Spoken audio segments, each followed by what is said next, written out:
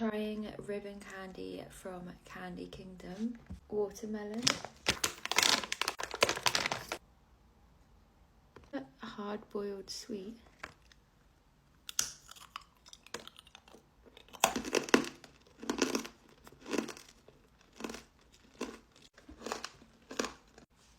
That flavour is unreal.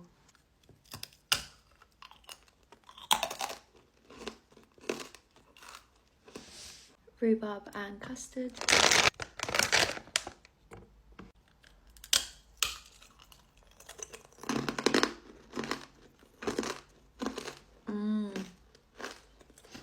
That reminds me of like old school sweets that you'd find in a sweet shop. Cherry, blue raz and apple.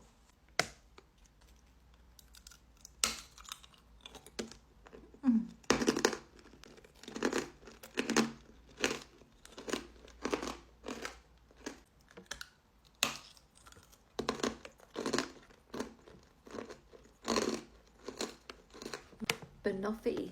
I'm interested about this one. I don't think I've had a banoffee sweet before.